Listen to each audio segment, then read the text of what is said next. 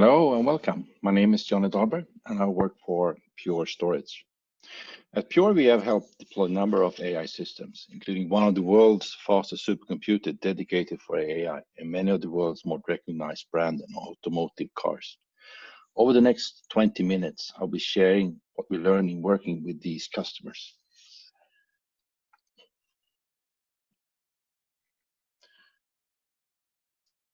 AI is a journey, whatever you are at the beginning of the journey or well into production.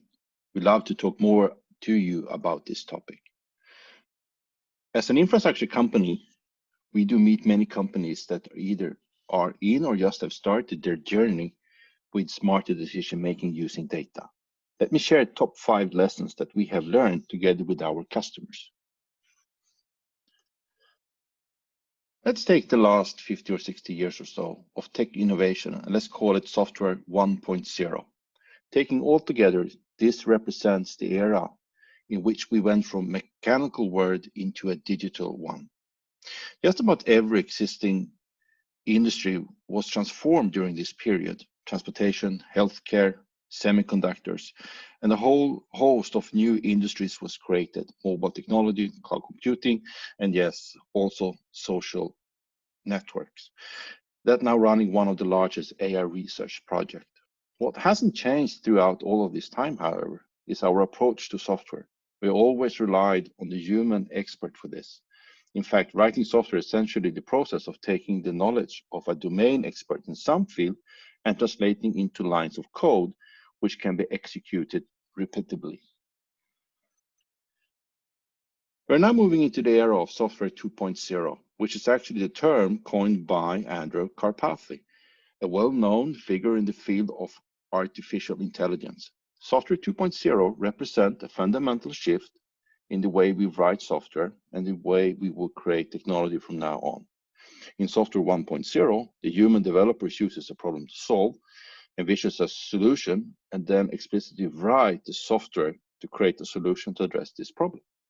Software 2.0 is all about creating models which use lots and lots of data and enable the system to go off and find the best solution all on its own. In essence, we are shifting from an era which software is created by a human being towards one of which software is created by data. Out of the 3 drivers, I can argue that the data is the most important. Here's an observation that Professor Andrew N. made, one of the luminaries of the field of AI. The reason why AI stands out from the rest of learning algorithms, like traditional machine learning approaches, is that you apply more data, deep learning models continue to grow in intelligence.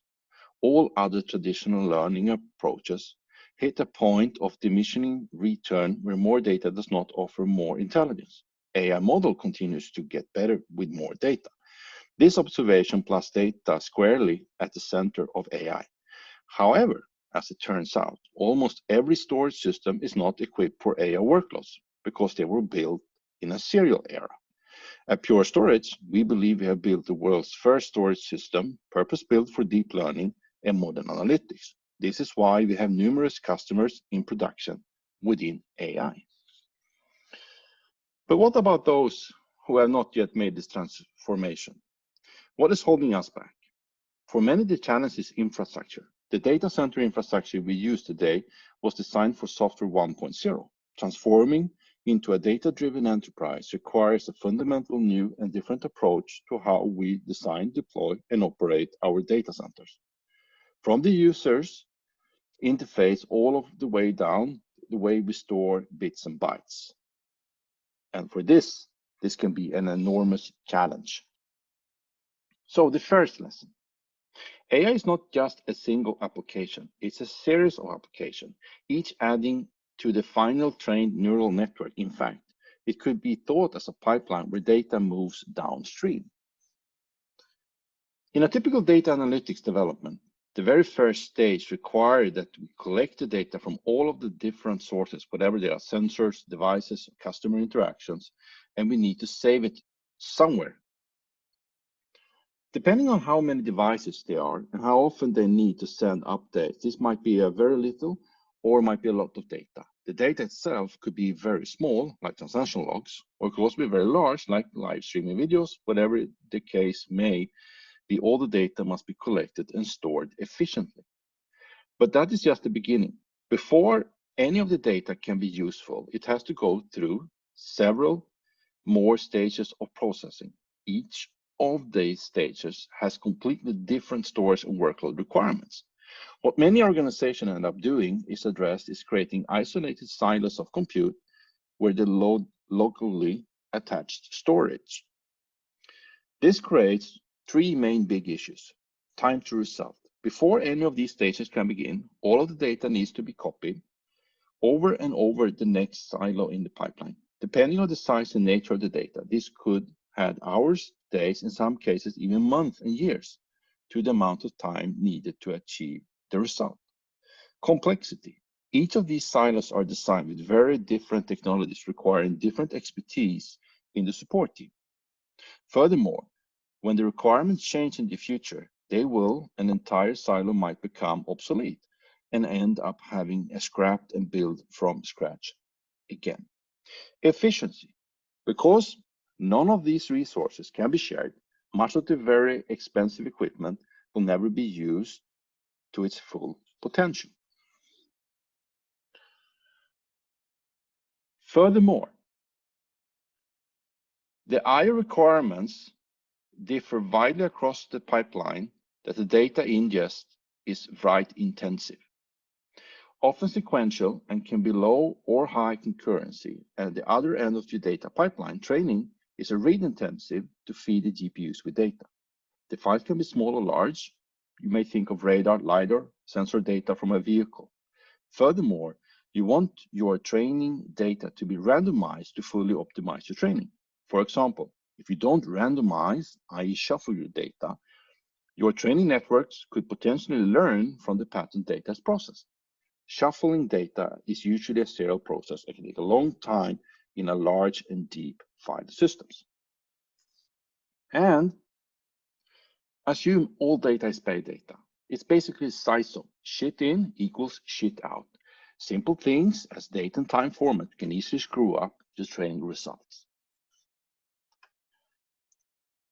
The engineering director, Peter Norvig at Google, once said that Google does not have better training algorithm versus ImageNet. Google Image consists of roughly 600 million pictures versus ImageNet's roughly 14 million pictures. So size do matters in training. And your environment will change. Data scientists tend to share experience, and one software stack might be changed overnight, especially if your data layers enable quick tests to validate new data and new software is helpful or not. Second lesson. It's been taught over the last 7 years to not throw away any of your data, but to store them into a data lake. However, for AI and other modern analytics, data will fall short. In fact, many of the industry now largely agree that the data lakes not being used effectively. Customers have thrown their unstructured data into cheap and deep storage systems, like ones powered by Hadoop file systems. Now that's time to use the data. It's hard to find or it's too slow to use. Old legacy distributed file systems origin with Google File System back in 2003, where large file could be multiple gigabytes in size, sequential access, application mostly read and write large files sequentially. It's going to be batch workloads. Most of our target applications place a premium on processing data in bulk at a high rate, while few have string response time requirements, and components will fail. Components will be a norm when it comes to failure. So what happens when you deploy modern analytics, application, and AI within a data lake? What you end up is a sprawling complex network of application silos. Usually there's data lake in which all the data is stored. Then there are various application silos of which working data sets must be transformed and copied over. Moving data from one application to the next is manual work and takes time. There's no concept of data pipeline since there is no pipeline which data can be delivered on. Each of those silos are optimized within a specific compute or storage ratio, designed for the particular application. This means that application change or new application are used, silo become immediately outdated. There are simply a lot of inefficiencies and complexities within this model. And frankly, it will kill the production of data scientists trying to do AI effectively today. Third lesson, to use cloud or not to use cloud. Here's what we find with most of our customers. They start with the cloud in exploration phase. Their needs and their don't needs are such that they are no-brainer. Cloud has all of the tools and infrastructure ready for you with a swipe of a credit card. Cloud enables an instant start, and it's cheap to fail and change direction in a project its chosen path is not as successful. And yes, when they are past exploration phase and when they are in production, they often need different from their competitors. They need to move faster, most efficiently. Often they find their competitiveness from how they build the entire AI solution. With cloud, just like it is with everything you rent, it will be more expensive over time. Many customers choose to deploy production system on premises in this case. If we dig into cost comparison a bit more, let's take two systems. First, an NVIDIA GPU server, the one called the DDX1 with pure storage flash plate. Let's say it's roughly $300,000 to acquire. Secondly, is a newly announced Amazon Web Services service that is equivalent to DDX1 called P3.16x large instance. Comparing costs is of course more effective to use cloud initially, but at some point, the point crosses over. That point happens to be, in my calculation, between 1 year and 2 months into running over your workload in the comparison.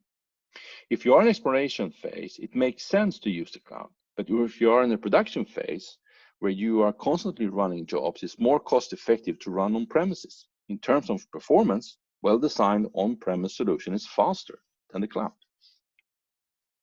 Fourth lesson. While benchmarks are extremely important, they are misleading when designing real-world AI infrastructure. Let's take ImageNet as an example. It is the most popular publicly available dataset. Let's compare that to a real-world requirement, image size. Differences makes huge impact the type of CPU and network and storage you deploy. File size. In benchmarks, when using TensorFlow, for example, a file is densely packed set of many small images. It's made to be very different in benchmarking. However, in a real world, customers do not create those dense files. They read each data randomly one at a time. Mode of testing in some published benchmark with ImageNet. What you see is that the industry calls synthetic benchmark. There are no real data sets being used. Data is generated on the fly in system memory and fed as fast as the GPU can consume them. Of course, in the real world, real data needs to be read from a storage medium. Be careful of spacing your infrastructure based on benchmark. We encourage you to test different infrastructure vendors out in a proof of concept. To use the Performance Lab services at Pure, we will call this Pure Tech. This chart shows the amount of compute power required for the largest AI training run since 2012. What it shows is that since 2012, the amount of compute power, teraflops per S-days, required has increased over 300,000 times. This essentially is an estimation of compute demands for all AI workloads, and this demand will double every 3.5 months. Lastly, what we will find is an ideal platform for your data is a hub, not a lake.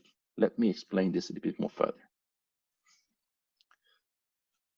Pure Storage FlashBlade is the industry first data hub when it was launched in 2016. It's a storage system unlike anything the storage industry has ever delivered.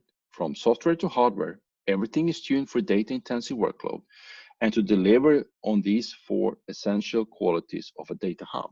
It's built from the ground up to unify file and object on a single scale-out platform to consolidate all data-intense applications, starting with backup and data protection all the way to AI clusters. FlashBlade offers a native scale-out architecture that grows seamlessly and delivers data to any application. Architected to deliver unbiased performance for any unstructured data, it delivers multidimensional performance for any data and I/O. And it's massively parallel. It's built on a modern software system that scales limitlessly, delivering performance to tens of thousands of clients being billions of objects. FlashBlade was purpose-built for modern analytics and is built on these three components. The blade technology. Each blade is a single unit of performance that is designed with the integrated software and hardware approach. Both the storage and the processors are built right into the circuit boards. Each 4-unit chassis can host a maximum of 15 blades. Each blade adds almost an additional 1 gigabyte per second in throughput every time. The operating system, which is called Purity for FlashBlade. Purity is built upon a massively distributed key value pair database, enabling particularly infinitive scalability and ideal for handling unstructured data workloads. The scale-out fabric, which balances the data and the workloads evenly across the blades, configuring from 7 up to 150 blades by combining up to 10 chassis and acts as a load balancer for the entire system to provide a or multiple global file systems or object storages all at the same time.